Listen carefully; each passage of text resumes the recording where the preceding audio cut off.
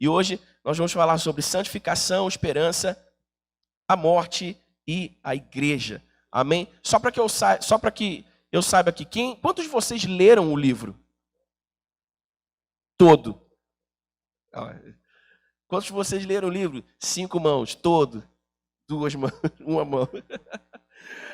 Eu me lembro que quando eu fiz seminário, todo fim de trimestre, a gente tinha provas e as provas eram baseadas em livros que a gente tinha que ler. A gente lia praticamente um livro por mês. E ao final da prova, sempre vinha uma pergunta lá: você leu o livro tal? Você leu o livro tal, livro tal? Sim ou não? Né? Aí os professores lá sempre brincavam, que às vezes as pessoas colocavam sim, puxavam a seta até a página 25. Não, é sim ou não, você leu ou você não leu. Então, é muito importante que vocês, se não agora, futuramente, adquiram um livro e leiam um livro.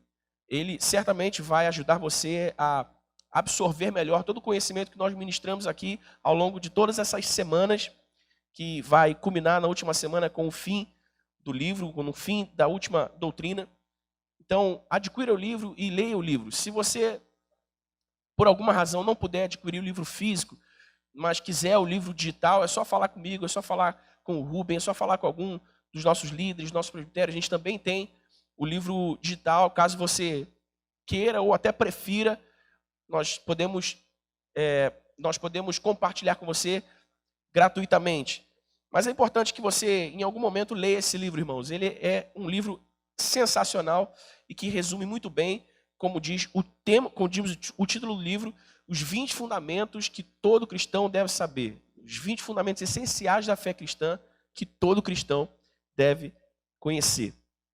Então hoje nós vamos falar sobre santificação, esperança, morte e a igreja. Mas antes disso, eu quero enfatizar, como eu tenho feito toda semana, o que é doutrina e por que é importante conhecermos a doutrina. Doutrina, você sabe, é tudo aquilo o que a Bíblia como um todo diz sobre determinado assunto. Doutrina é tudo o que a Bíblia diz como um todo, é tudo que a Bíblia como um todo diz sobre determinado assunto. Doutrina não é costume. Costume é baseado em cultura. Doutrina é baseada na palavra. Amém? A doutrina é baseada na palavra. Por que é importante conhecermos a doutrina? Porque a doutrina, ela é o trilho seguro. Obrigado, Beto. Valeu. A doutrina é o trilho seguro por onde o trem da nossa vida cristã deve seguir em direção à vontade de Deus. Então, além de vivermos a vida cristã com segurança, garantidos pela palavra de Deus, de que estamos vivendo a vida cristã como Deus espera, nós também estamos protegendo a nossa mente e coração contra as heresias, contra os falsos ensinos, contra as falsas doutrinas. Já foi profetizado ao longo de todo o Novo Testamento que no fim dos tempos surgiriam falsos profetas, falsos mestres, deturpando a sã doutrina, deturpando a Sagrada Escritura e fazendo dela qualquer coisa menos a palavra de Deus. E de fato, se você tem o Espírito Santo, como eu creio que tem, você sabe que em muitos lugares, e até mesmo na televisão, se diz muita coisa em nome de Deus que não foi Deus que disse, porque não está ou não pode estar amparado pela palavra. Então é muito importante conhecermos a doutrina para vivermos a vida cristã como Deus espera que vivamos e para protegermos a nossa mente e coração contra os falsos ensinos dos falsos profetas e dos falsos mestres. Por isso, mais uma vez eu reforço. Se você pode, adquira esse livro e leia esse livro, porque ele é um livro muito bom e muito importante. Há muitos outros livros de doutrina, muitos outros livros de teologia sistemática que sintetizam as doutrinas como esse. Mas esse é certamente um dos melhores, um dos mais populares que nós temos hoje. Wayne Grudem é um teólogo ainda vivo, renomado, um teólogo americano renomado e de muito prestígio entre as denominações evangélicas tradicionais, as denominações históricas, né? Então vamos lá. Bom, santificação. É importante a gente começar definindo o termo. O que é santificação? de maneira geral, eu sei que todos vocês fazem uma ideia do que é santificação. Mas para pormos em termos claros, santificação é a obra progressiva de Deus e do homem. É a obra progressiva de Deus e do homem que torna os cristãos cada vez mais livres do pecado e semelhantes a Cristo em sua vida. Pegou aí? Santificação é a obra progressiva de Deus e do homem que torna os cristãos cada vez mais livres do pecado e semelhantes a Cristo em sua vida. Deus e seus filhos cooperam nessa obra, ambos desempenhando papéis distintos. Ainda que os cristãos possam esperar progredir em sua santificação, eles nunca alcançarão a perfeição até Cristo retornar. Por quê? Porque a santificação é um processo que começa com a regeneração, ou o novo nascimento, que significa o rompimento inicial do poder do pecado, que significa também que os verdadeiros cristãos já não são mais governados ou dominados pelo pecado e não têm mais amor ao pecado. A santificação é um processo contínuo com duração de toda uma vida. Amém? Santificação é um processo progressivo e contínuo que tem a duração de toda uma vida. Desde que nascemos de novo, pela fé em Cristo Jesus, nós entramos nesse processo de santificação e nele estaremos sendo santificados pelo poder do Espírito Santo e da sua palavra até que Cristo volte.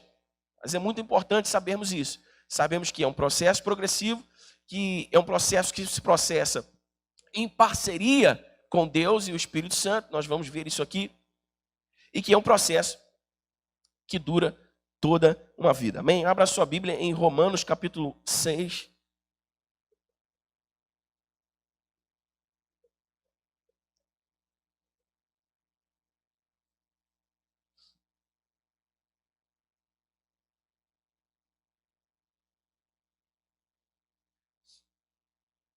Algo que há bastante tempo nós não conseguimos fazer, por diversas razões. Esse ano nós conseguimos, com o retorno da Escola Bíblica Dominical Unificada.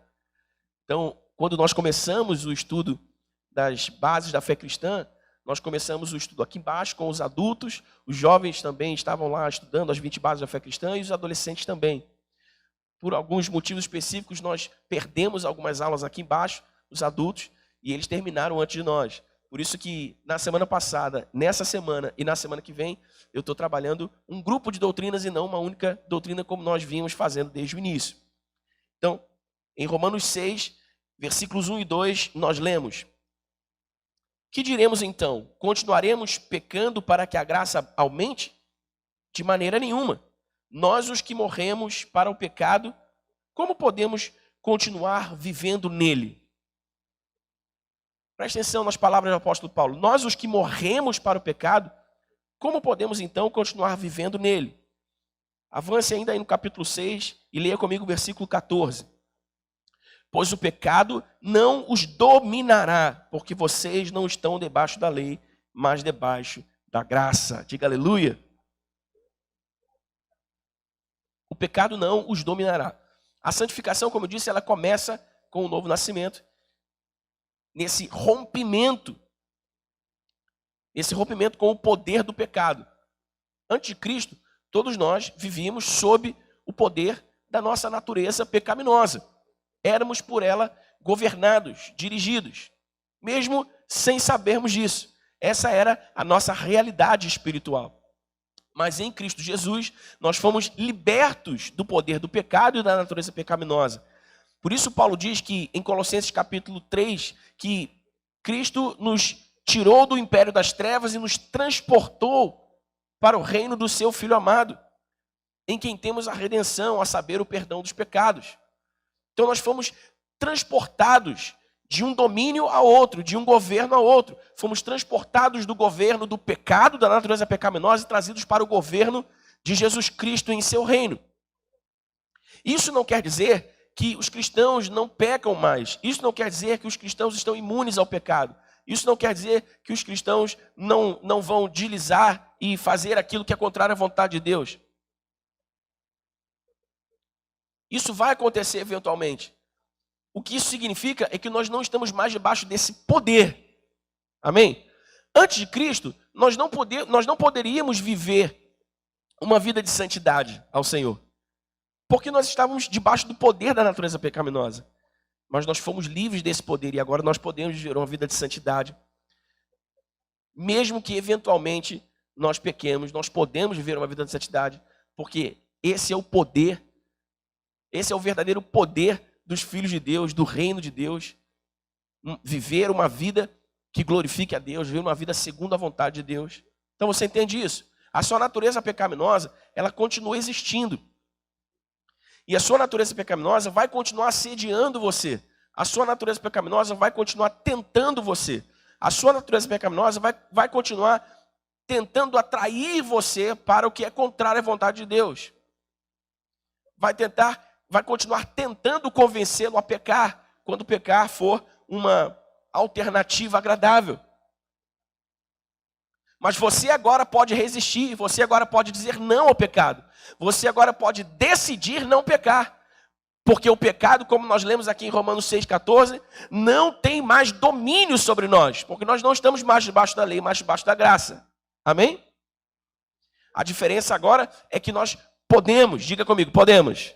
Nós podemos decidir não pecar. Nós podemos decidir fazer o que é agradável a Deus. Amém, irmãos? Filipenses capítulo 3.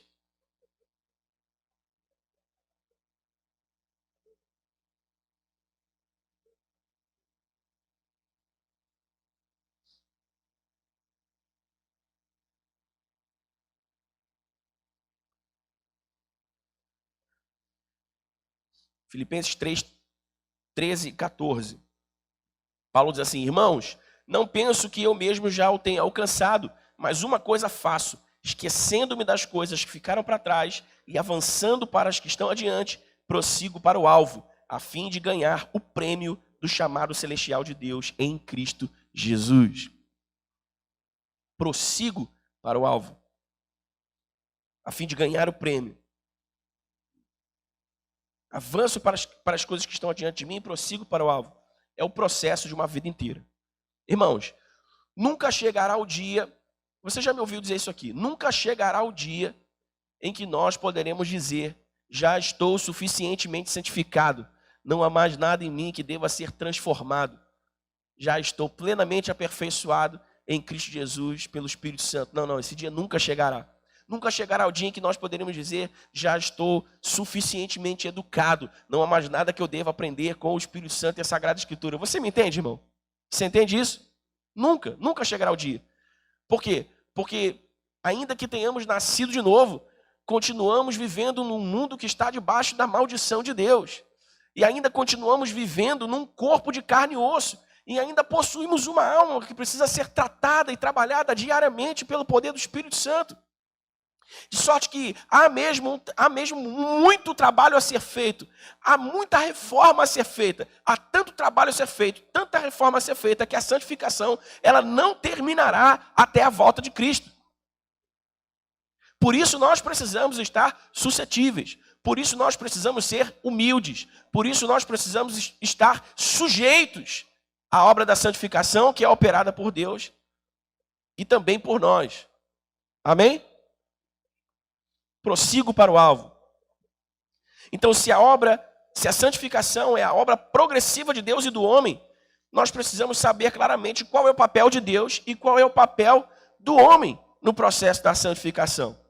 Bom, o papel de Deus, parece claro, é nos regenerar pela graça por meio da fé em Jesus Cristo. Nós não poderíamos nascer de novo e receber de volta a natureza de Deus só por causa da nossa boa vontade. Ninguém, absolutamente ninguém, poderia por mérito próprio receber de Deus aquilo que Ele nos deu pela graça. Não há mérito em mim, não há mérito em você, não há mérito nas nossas boas ações. No que concerne a nossa salvação, absolutamente nada pode ser acrescido à graça de Deus revelada em Cristo Jesus, porque só somos salvos pela graça por meio da fé. Amém? Ao nascermos de novo, Deus nos faz participantes da sua natureza por meio do Espírito Santo que nós recebemos. Você sabe, todos os que nascem de novo pela fé em Jesus, recebem de Deus a sua natureza, isto é, o Espírito Santo. Por isso Paulo diz que nós nos tornamos habitação do Espírito Santo. Por isso o apóstolo Paulo diz que nós nos tornamos o templo do Espírito Santo. Por isso o apóstolo Paulo também diz que aquele que se une ao Senhor se faz um só espírito com Ele. Por quê? Porque nos tornamos participantes da natureza divina a partir do novo nascimento, da regeneração. É isso que significa literalmente o termo regenerar, gerar de novo. Ou seja, há uma nova vida, há uma nova existência a partir da fé em Jesus Cristo. Naturalmente, essa é uma nova vida, uma nova existência interior, espiritual, que reflete a transformação da nossa alma e também do nosso corpo. Mas o papel de Deus é esse, é de nos regenerar pela graça por meio da fé em Cristo. Nos tornar participantes da sua natureza, nos dar o seu Espírito Santo. É Deus quem trabalha em nosso interior para nos transformar e santificar, nos dando maior santidade de vida. 2 Tessalonicenses, capítulo 2.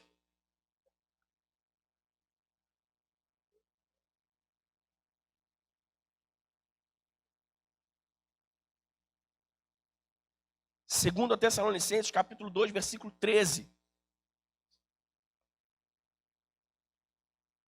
Mas nós devemos sempre dar graças a Deus por vocês, irmãos amados pelo Senhor, porque desde o princípio Deus os escolheu para serem salvos mediante a obra santificadora de quem?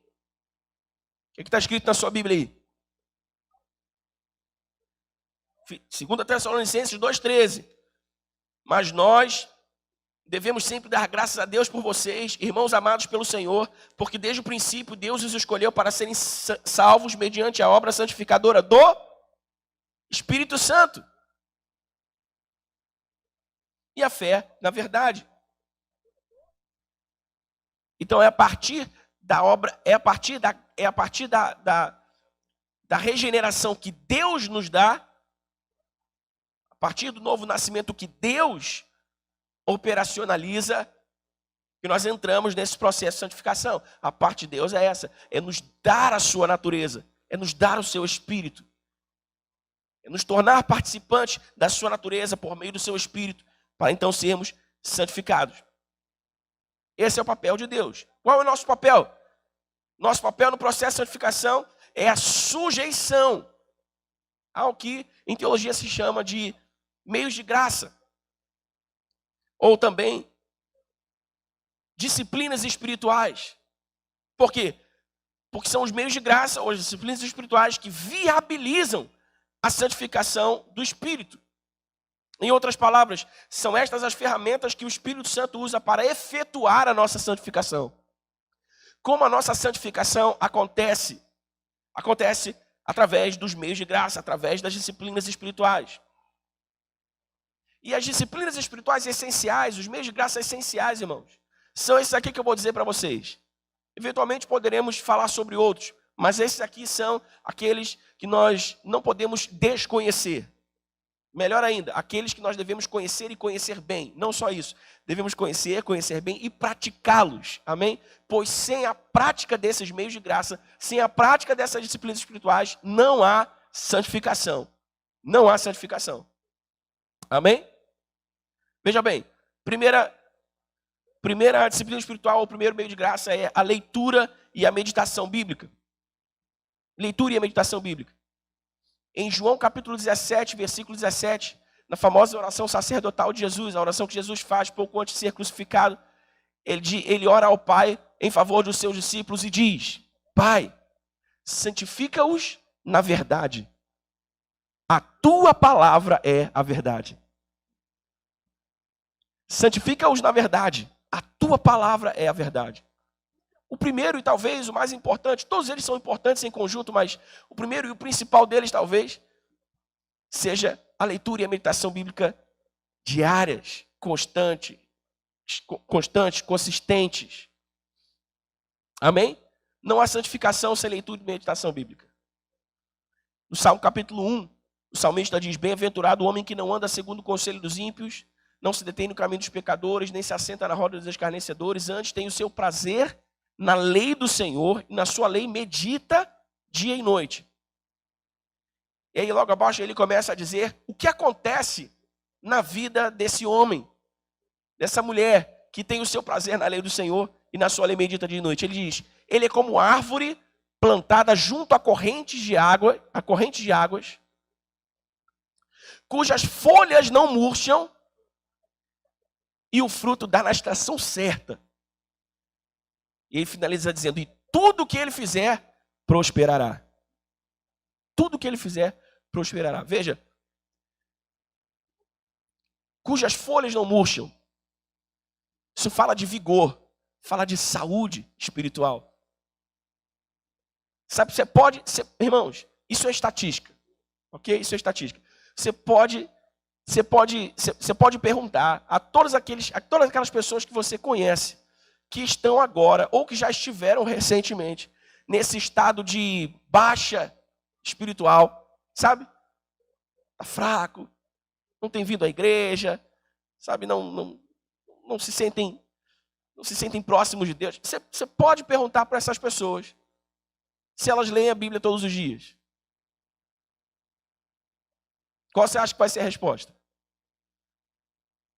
Não, claro que não. Agora, o inverso também é verdade. Você pode perguntar para um cristão vigoroso, forte, avivado, que está crescendo e avançando, se ele lê a Bíblia, se ele lê e medita na Bíblia todos os dias. Certamente ele vai dizer para você que sim. Por quê? Porque sem a leitura e a meditação bíblica não há santificação. Jesus disse, Pai, santifica-os na verdade, a tua palavra é a verdade. A oração sacerdotal de Jesus continua valendo sobre todos nós, os que nos tornamos discípulos de Jesus, pela fé no seu nome. Amém? Também é sobre mim, é sobre você. Leitura e meditação bíblica diárias. Segundo meio de graça, segunda disciplina espiritual, oração. Também não há santificação sem oração. Eu não me lembro agora, eu sempre me esqueço o autor dessa frase. Mas é um dos heróis da fé antigos. Disseram que... Ai, peraí, como é que é a frase? Deixa eu ver se eu lembro. Não sei se é do...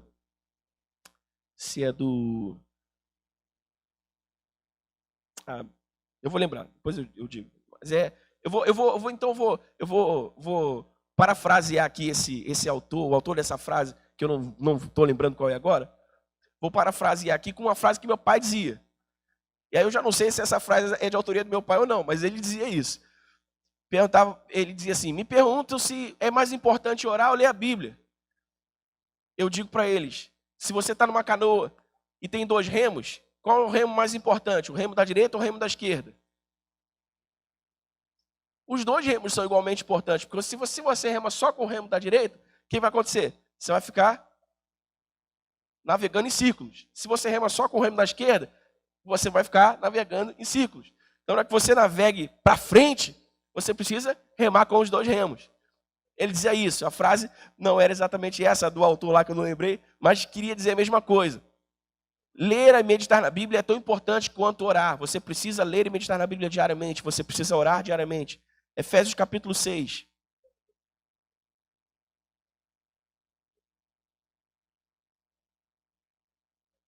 Beto, posso abusar da sua boa vontade, Beto? Dá aquela calibrada aqui na... Obrigado, meu irmão. Efésios capítulo 6, versículo 18. Orem no Espírito em todas as ocasiões, com toda a oração e súplica. Tendo isso em mente, estejam atentos e perseverem na oração por todos os santos. Veja aqui, nesse versículo, o apóstolo Paulo está indicando a necessidade da prática constante da oração. Orem no Espírito em todas as ocasiões, com toda a oração e súplica. Amém, irmãos? Nós precisamos cultivar uma vida de oração. Cultivar uma vida de oração. Talvez uma das disciplinas espirituais mais afetadas dos últimos anos tem sido a disciplina espiritual da oração. Sabe, nós temos visto Muitas igrejas investindo em muitos programas, muitas igrejas investindo em super eventos, muitas igrejas investindo na presença na presença dos pastores, dos cantores famosos, muitas igrejas fazendo muitas coisas para reterem a atenção do seu público, sem, contudo, enfatizarem aquilo, o que é realmente importante, não só isso, aquilo que é necessário para a saúde espiritual da igreja. Não há saúde espiritual, não há santificação sem a leitura e a meditação bíblica diária, sem a oração diária, não há. Não há. Uma igreja pode ser muito boa em eventos, em conferências, pode ter pastor e cantor famoso pregando e cantando todas as semanas, mas se não for uma igreja que lê a Bíblia e que medita na Bíblia, se não for uma igreja que ora, é uma igreja fraca, é uma igreja sem tônus espiritual. A leitura e a meditação bíblica e a oração são esse exercício que adicionam tônus à nossa musculatura espiritual. Por que muitos cristãos não suportam as cargas da vida? Os problemas vêm, as lutas vêm, e eles sucumbem. Eles, muitas vezes, deixam de vir à igreja. Muitas vezes, eles se afastam da comunhão dos irmãos. Às vezes, eles até negam a sua fé em Cristo, porque não tem tônus espiritual. São fracos espiritualmente. E por que são fracos espiritualmente? Porque não exercitam o seu espírito nos meios de graça, nas disciplinas espirituais. Por isso não poderia haver um nome mais sugestivo para essas práticas do que disciplinas espirituais. Disciplinas devem ser praticadas diariamente ou constantemente para que efetuem o resultado desejado por elas. Você está comigo aí, irmão? Amém? Obrigado, Beto.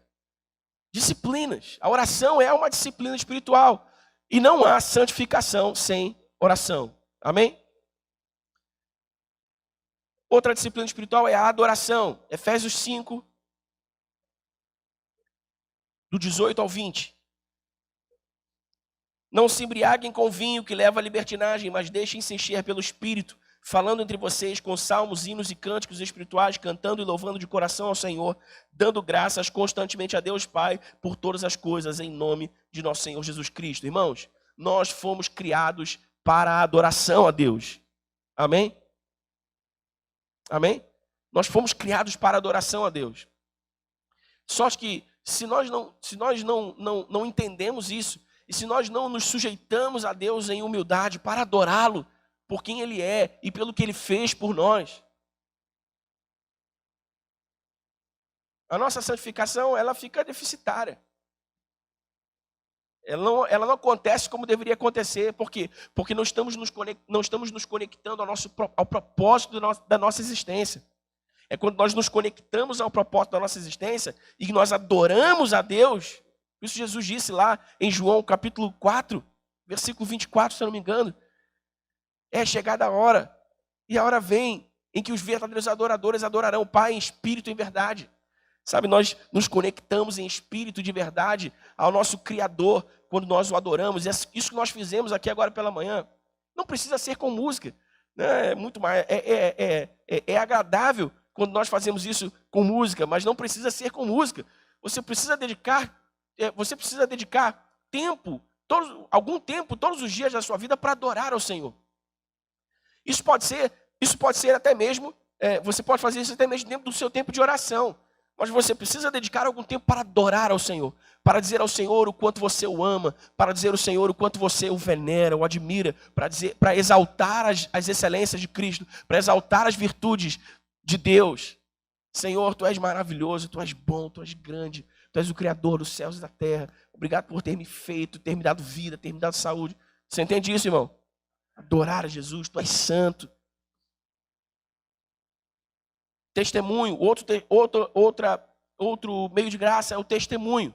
Lembrando aqui, irmãos, que eu estou falando das práticas que são a nossa parte no processo de santificação. A parte de Deus é nos dar o seu Espírito, nos fazer nascer de novo, nos dar a sua palavra, nos fazer um com Ele e nos dar os meios de graça, nos dar a disciplina. Mas quem pratica os meios de graça, quem pratica as disciplinas somos nós.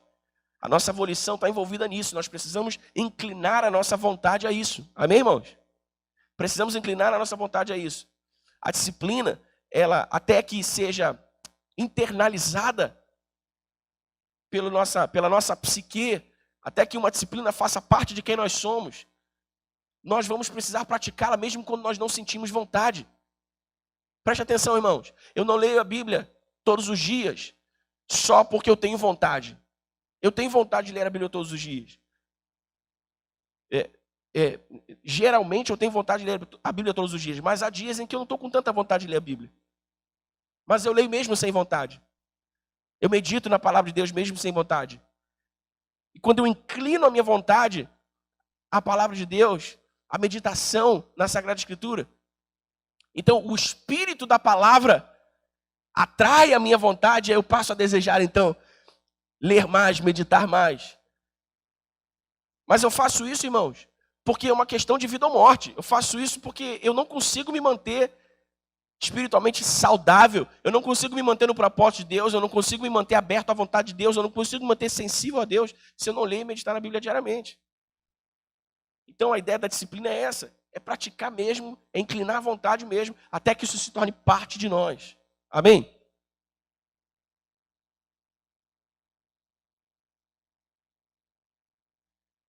O testemunho cristão, Mateus 28, 19, 20. Nós lemos a grande comissão. Jesus, antes de ir embora, disse aos seus discípulos: olha, vão e preguem o evangelho a preguem o evangelho a todas as nações. Façam discípulos de todas as nações, ensinando-os a guardar tudo aquilo que eu vos tenho dito.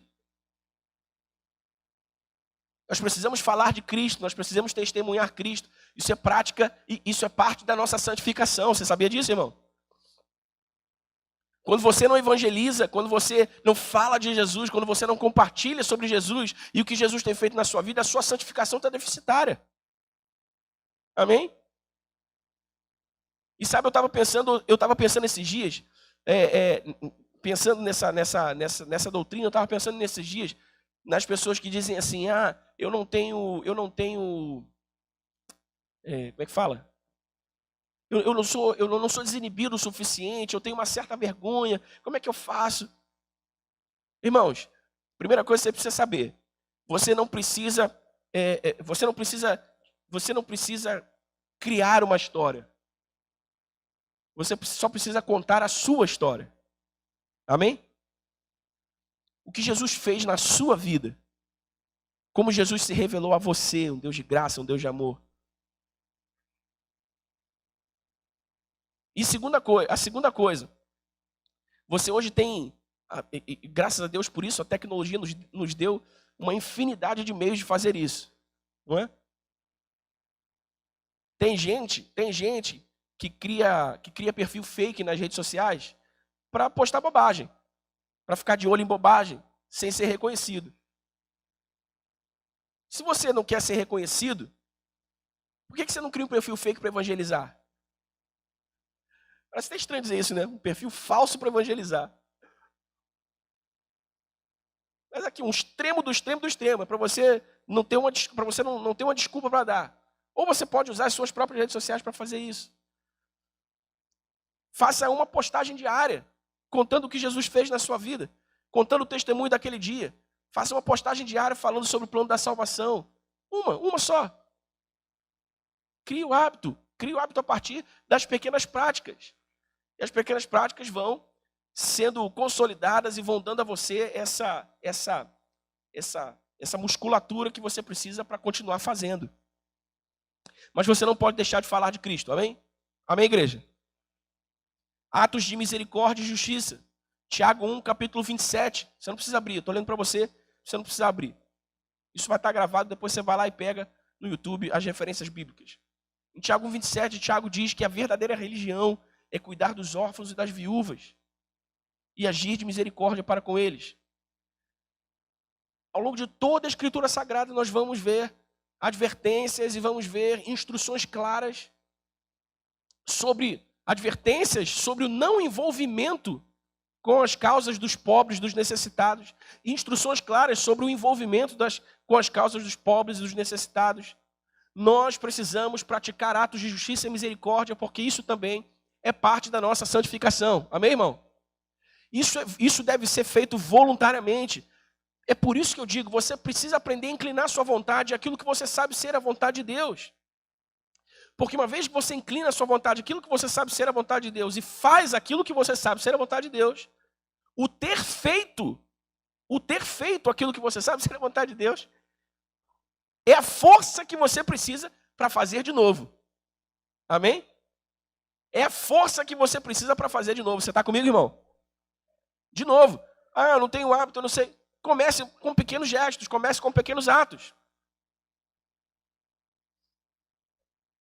Eu não preciso dar exemplos aqui de atos de misericórdia e justiça. Você está rodeado, assim como eu, todos nós estamos rodeados todos os dias de pessoas, de circunstâncias em circunstâncias e contextos em que essas pessoas estão com necessidades que nós podemos ajudar a satisfazer, com necessidades que nós podemos ajudar a suprir. Atos de misericórdia e justiça também são parte da nossa santificação. A comunhão cristã, que é o estar com os irmãos e comungar com os irmãos. Em Hebreus capítulo 10, o escritor aos Hebreus diz: não deixem de congregar como é costume de alguns, pelo contrário, estimulem-se às boas obras, ao amor e às boas obras, tanto quanto vocês veem que se aproxima o dia do Senhor. Eu não sei se eu vou conseguir pregar esse ano, mas talvez no começo do ano que vem eu pregue essa mensagem. Eu estou pensando nela, preparando ela. O futuro da igreja não é online. O futuro da igreja não é online. Eu sei que agora existem pessoas assistindo essa transmissão ao vivo, que estão em casa assistindo essa transmissão só porque querem. Poderiam estar aqui agora, mas não estão. Lá ela não tem como abraçar os irmãos. Lá ela não tem como receber uma imposição de mãos. Lá ela não tem como receber o calor do Espírito. Pela misericórdia de Deus, o calor até atravessa a tela, né? Pega ela de algum jeito, às vezes. Mas é muito mais difícil. Eu sei também que existem pessoas que conectam a transmissão no celular, mas a televisão está ligada, vendo esporte espetacular. Quando é à noite, a televisão está ligada, assistindo Fantástico. E o culto aqui, sabe? A gente precisa entender a importância de estar presentes na comunhão entre os irmãos. Não basta estar no lugar da comunhão, é preciso comungar. Amém? Não basta estar conectado online. É preciso conectar corações. Amém, irmãos? E aqui é a mesma coisa. Não adianta vir à igreja só. Você precisa vir à igreja e se integrar à igreja. Você precisa vir à igreja e comungar com os irmãos e ter relacionamentos. E tocar o coração dos irmãos e deixar ser tocado pelos irmãos em seu coração também. Amém, igreja? Eu tenho falado disso aqui há algumas semanas.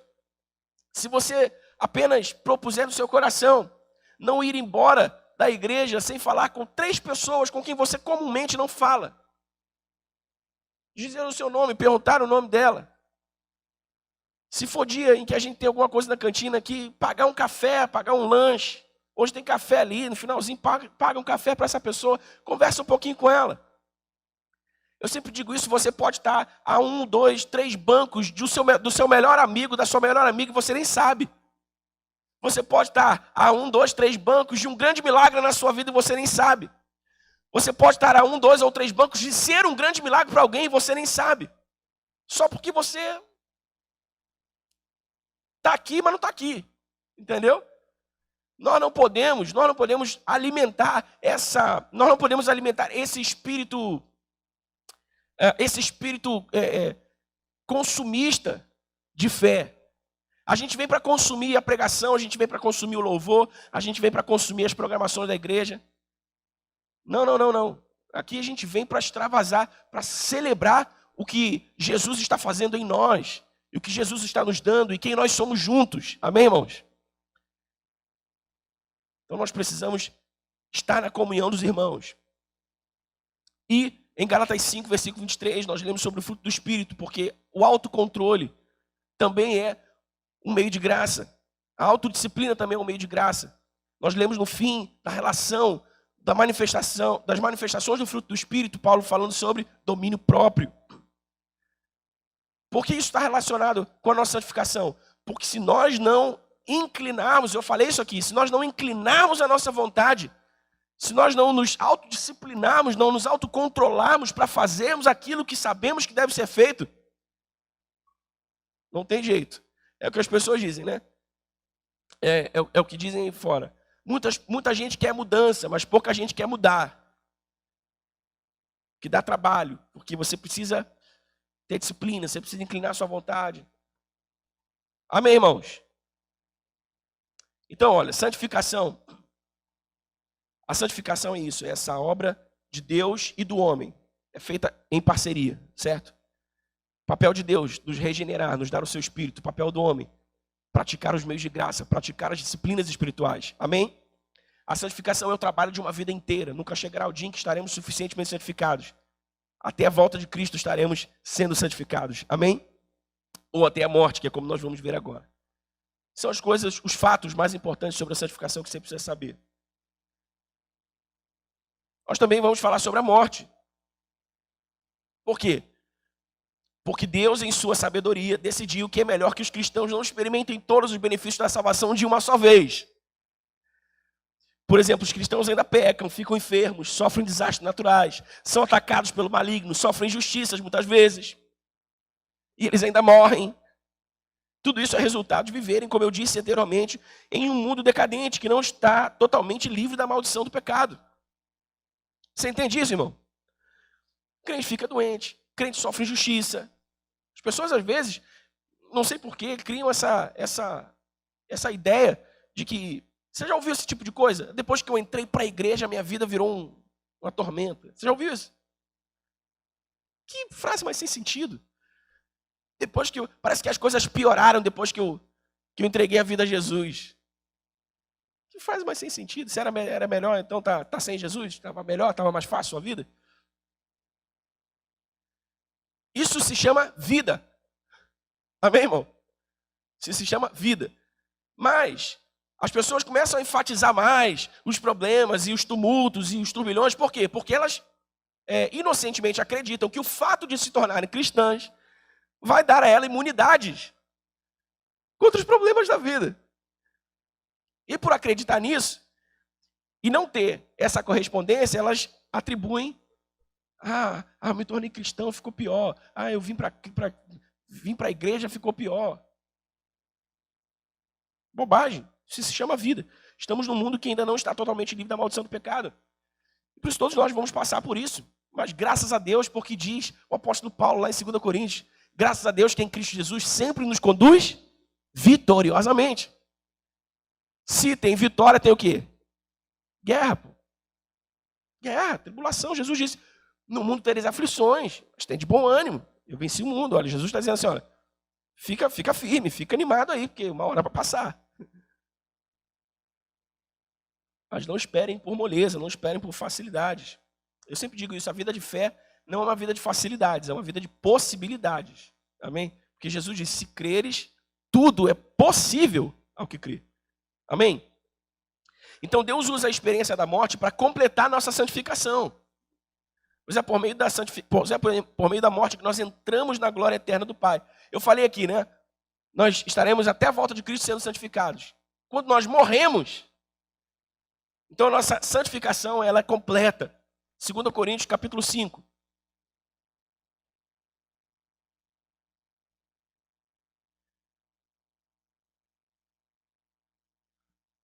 Segunda Coríntios capítulo 5, versículo 8. Temos, pois, confiança e preferimos estar ausentes do corpo e habitar com o Senhor. Temos, pois, confiança e preferimos estar ausentes do corpo e habitar com o Senhor. O que Paulo está dizendo aqui, que quando a gente se ausenta do corpo, ou seja, quando nós morremos, nós passamos a habitar com o Senhor. Filipenses 1.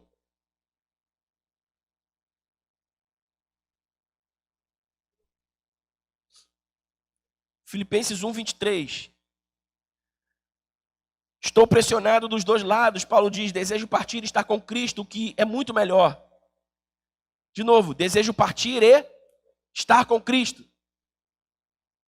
Quando nós morremos, quando nós partimos, nós habitamos com o Senhor. Nós estamos com Cristo. Essas afirmações de Paulo, elas indicam que quando os cristãos morrem, as suas almas vão imediatamente para a presença de Deus. Embora seus corpos permaneçam no solo, suas almas seguem para a presença do seu Criador. Por isso também, embora tenhamos tristeza na morte de um cristão, essa tristeza não é sem esperança, pois sabemos que ele partiu para estar com o Senhor e que um dia nos reencontraremos. Amém? É uma tristeza acompanhada de esperança, porque nós sentimos a falta, nós vamos sentir saudades daqueles que amamos e que se foram no Senhor. Mas é uma tristeza que é acompanhada de esperança, porque ele agora está com o Senhor, está nos braços do Pai. E um dia nós nos veremos. Nós veremos novamente. Eu me lembro que curiosamente, pouco antes do meu pai morrer, meu pai disse assim, olha, quando eu morrer, ninguém ora para me ressuscitar não, hein? Pelo amor de Deus. Ninguém me traz de volta para esse negócio aqui não.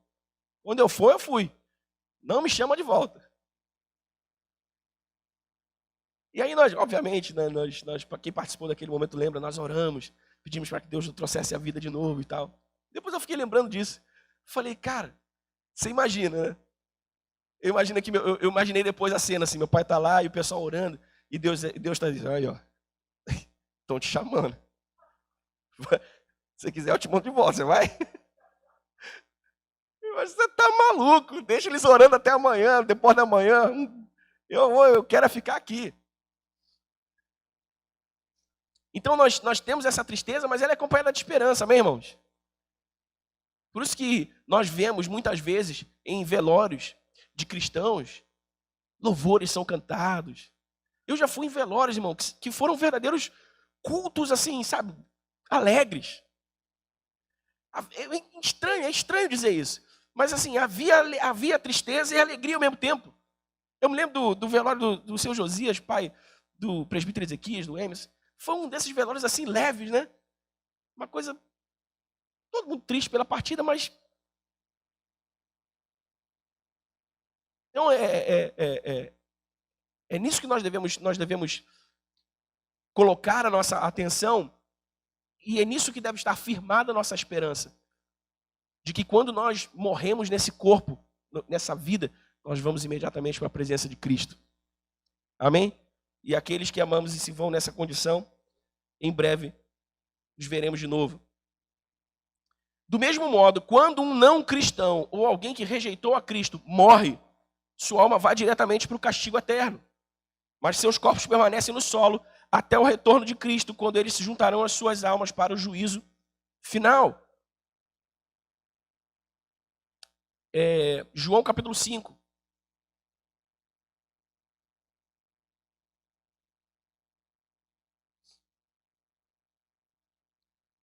João capítulo 5, versículos 29 e 30.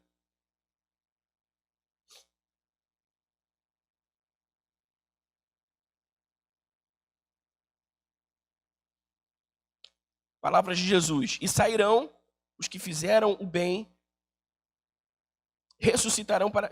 E sairão os que fizeram o bem, ressuscitarão para a vida, e os que fizeram o mal, ressuscitarão para serem condenados. Por mim mesmo, nada posso fazer, eu julgo apenas conforme ouço, e o meu julgamento é justo, pois não procuro agradar a mim mesmo, mas aquele que me enviou. Jesus está dizendo, olha, e sairão, era só o 29, mas eu li o 30 também. Os que fizeram bem ressuscitarão para a vida, e os que fizeram mal ressuscitarão para serem condenados. Então, haverá o juízo eterno. E no juízo eterno, os que morreram sem Cristo serão ressuscitados para serem julgados. Agora, preste atenção, quando a gente morre nessa vida com Cristo, quando a gente morre nessa vida e está salvo, a gente vai diretamente para Cristo. Quando a gente morre nessa vida e não está salvo, a gente vai direto para o castigo eterno. Agora, muitas vezes nós não temos certeza absoluta que um cristão continuou rejeitando, que um não cristão continuou rejeitando a Cristo até o fim. O conhecimento da morte iminente pode levar um indivíduo ao arrependimento e fé mesmo antes de morrer, definitivamente. Simplesmente nós não sabemos. Eu me lembro de um primo meu que viveu uma vida, a maior parte da sua vida distante de Deus, mas que na semana da sua morte, nós recebemos testemunhos, né? Ele não é daqui, é de Porto Alegre. Na semana da sua morte, ele teve um reencontro com Cristo. Voluntariamente. Ele pegou a sua Bíblia, ele procurou os seus pais, ele se reconciliou com Cristo. E uma semana depois morreu. Então a gente não sabe. A gente não sabe. Por isso que a gente tem que afirmar a doutrina. Fulano foi para o céu, foi para o inferno. Eu não sei. Se foi genuinamente salvo, está no céu. Se é definitivamente não salvo, está no inferno. Ou está no castigo eterno. Mas quem é que julga o coração das pessoas? Quem é que conhece bem o coração das pessoas? Aliás, quem conhece bem não. Quem conhece definitivamente o coração das pessoas? É Deus. Eu conheço testemunho de pessoas que temeram a Deus, entregaram a vida a Cristo, mas nunca estiveram presentes na igreja, você entende? Não foi aquela pessoa de igreja e tal, tá aqui na igreja, mas temeu a Deus e vivia segundo a palavra, embora não parecesse que era um cristão assim à vista de todo mundo. E já vi pessoas, já tenho testemunho de pessoas que estavam na igreja com toda a aparência de cristãos, mas eram pilantras. Você vai saber. Jesus conhece o coração das pessoas, entende? Amém, irmãos? Mas a gente precisa saber o que acontece. E é isso que acontece. Então, olha, se você crê em Jesus, quando o seu corpo morre e vai para o túmulo, a sua alma é diretamente transportada para a presença de Deus, assim até que Cristo volte. Esperamos a redenção do nosso corpo. Este é o dia, segundo diz Paulo, que seremos glorificados com Cristo. Romanos 8.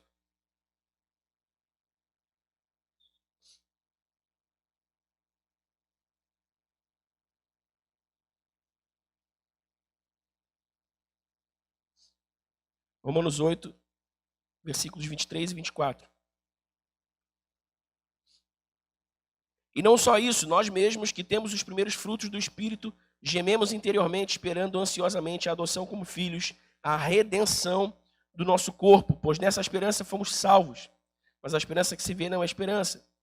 Quem espera por aquilo que está vendo? Mas esperamos o que ainda não vemos, aguardamos pacientemente. Capítulo 8, um pouquinho antes aí, versículo 17. Se somos filhos, então somos herdeiros. Herdeiros de Deus e co-herdeiros com Cristo, se de fato participamos dos seus sofrimentos, para que também participemos da sua glória. 1 Coríntios capítulo 15.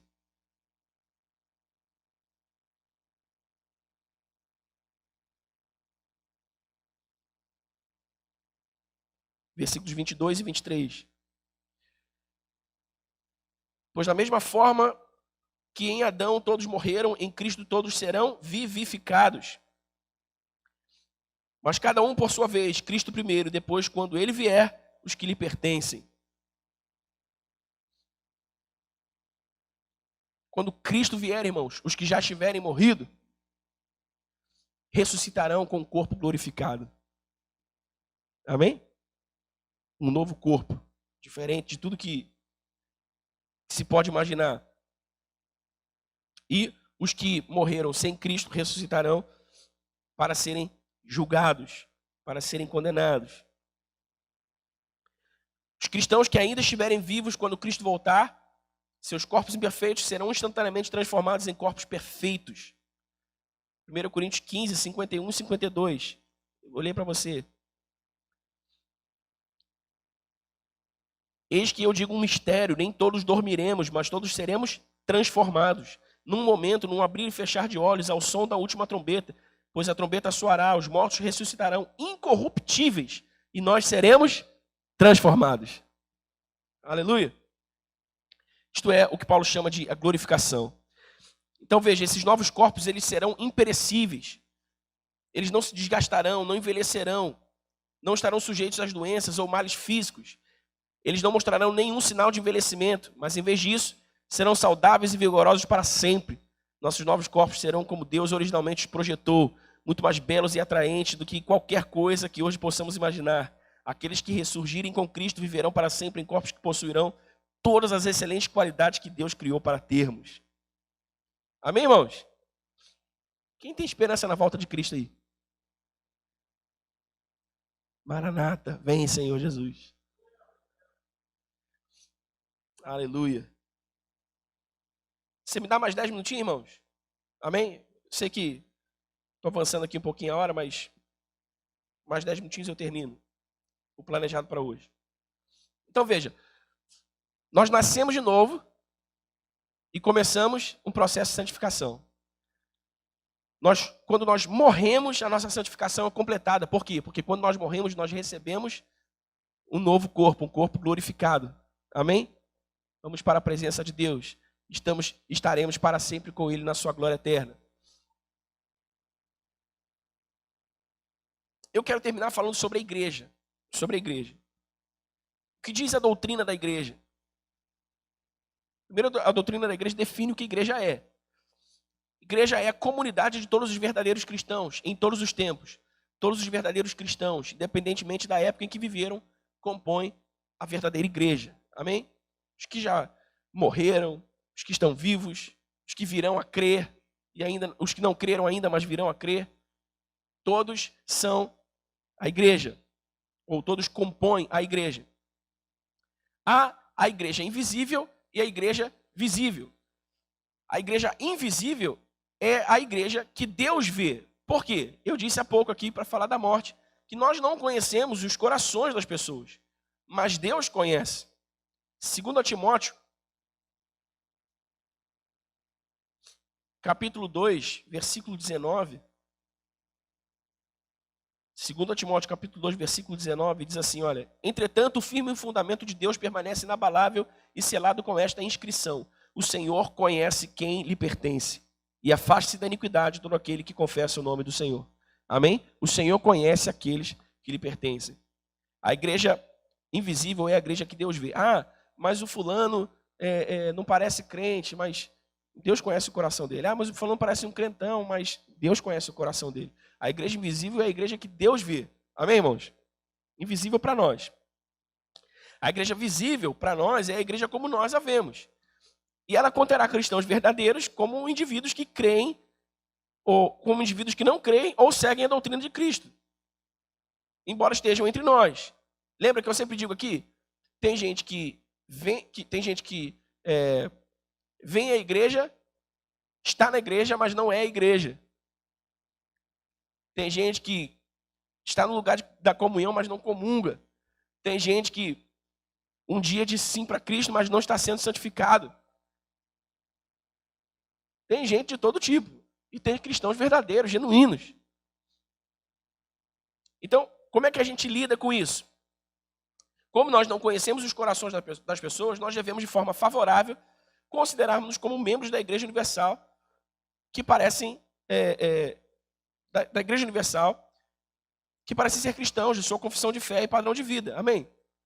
Eu não vou ficar aqui, nem você deve ficar aqui exercendo juízo de valor sobre a salvação de alguém, sobre a vida cristã de alguém.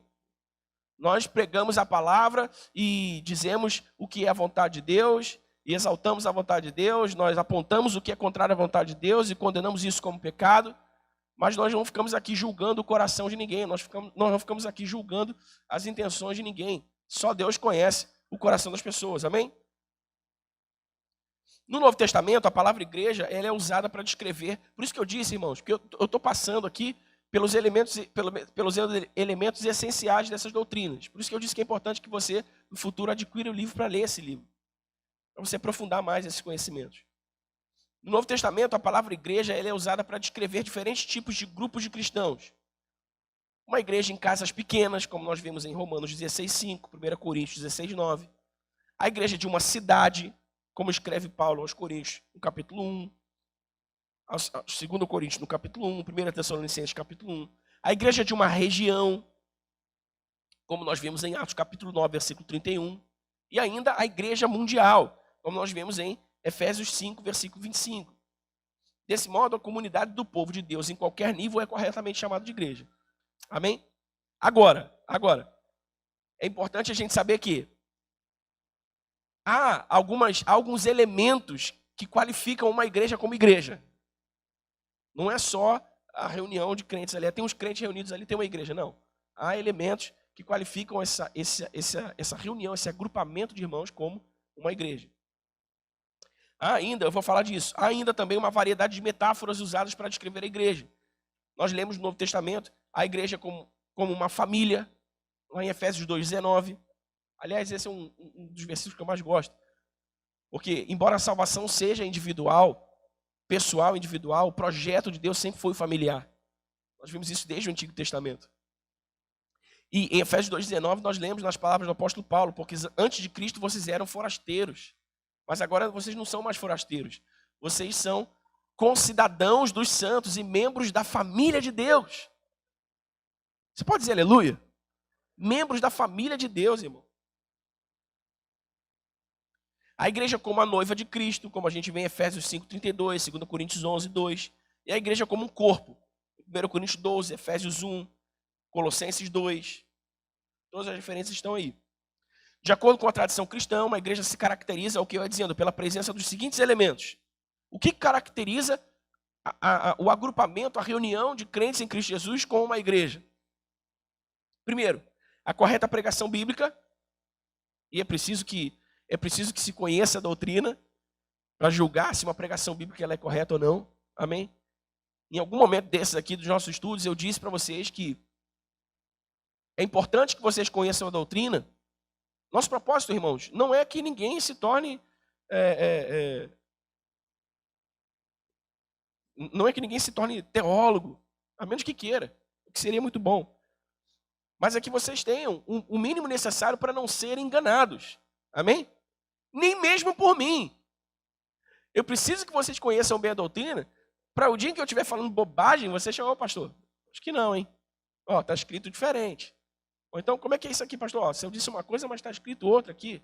Que interpretação foi essa? Entende? Nós precisamos nos proteger, blindar nossa mente e nosso coração na doutrina, na palavra. Por quê? Porque para que uma igreja seja igreja, primeiro ela precisa ter a correta pregação bíblica, fundamentada na Sagrada Escritura, na doutrina bíblica. Segundo, a administração dos sacramentos, ou as ordenanças, que é o batismo e a ceia do Senhor. Então, se há a prática regular de batismos, que é a manifestação pública, a confissão, que é a manifestação pública, o testemunho público da fé em Jesus e da inserção no corpo de Cristo, na família de Cristo, a partir da regeneração, né? A morte para o velho homem e o nascimento de uma nova vida para Deus, o nascimento do novo homem para Deus. E também a ceia do Senhor, que é o sacramento através do qual nós celebramos a nossa comunhão uns com os outros e a nossa comunhão com Cristo. Então, nós temos aí uma igreja. Uma igreja também deve ministrar a Deus, a seus membros e ao mundo. Uma igreja deve ministrar a Deus por meio da adoração. Eu falei aqui, irmãos, nós nascemos para a adoração. Nós nascemos para a adoração a Deus. Nós fomos criados para Deus, para adorá-lo. E o primeiro motivo que deve reunir uma igreja deve ser a adoração a Deus. Uma igreja também deve ministrar aos seus membros por meio da educação e do discipulado. O que nós fazemos aqui, por exemplo, com esses estudos. O que nós fazemos com outras séries de estudos que nós já ministramos. O que nós fazemos quando nós ensinamos a palavra. É importante você saber distinguir isso. O que é um ensino bíblico, um estudo bíblico. E o que é uma pregação, por exemplo, evangelística ou bibliográfica ou temática, que traga ali princípios e tudo mais. Mas é importante saber isso, que é preciso que numa igreja haja esse tempo e esse espaço dedicado à educação, ao discipulado, ao estudo mais formal, ao estudo mais detalhado, que é diferente daquela pregação mais entusiástica, que é diferente daquela pregação que ministra fé, que ministra esperança. Você entende isso, irmão? Amém? É importante que isso exista na igreja, porque é por meio disso que a igreja ministra aos seus membros. Nós vimos isso em Colossenses 3,16, em Colossenses 1,28, Efésios 4, 12, 13. E uma igreja também deve ministrar ao mundo por meio da evangelização. Mateus 28, Marcos 16, Jesus partilha a grande comissão com os seus discípulos. Ele diz, vão, façam discípulos de todas as nações. Em Mateus 28, em Marcos 16, ele diz, vão e pregam o evangelho a toda criatura. Então, nós ministramos a Deus quando adoramos, ministramos uns aos outros quando aprendemos juntos e somos discipulados, e ministramos ao mundo quando evangelizamos. Amém? Amém, igreja? São os três propósitos essenciais da igreja.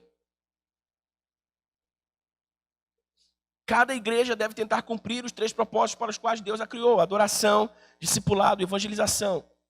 E há também a prática de misericórdia. Há também a prática de obras de justiça.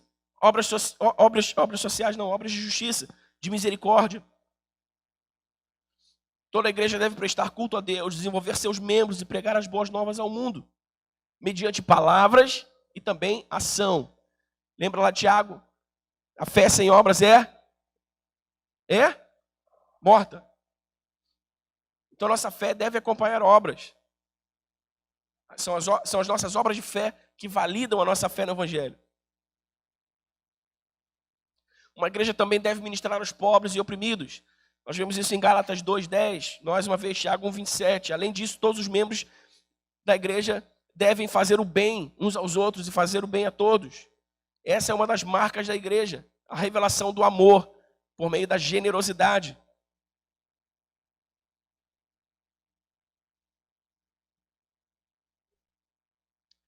Entretanto, para finalizar, existir para esses 3 propósitos só seria possível mediante o poder do Espírito Santo, conforme Jesus previu.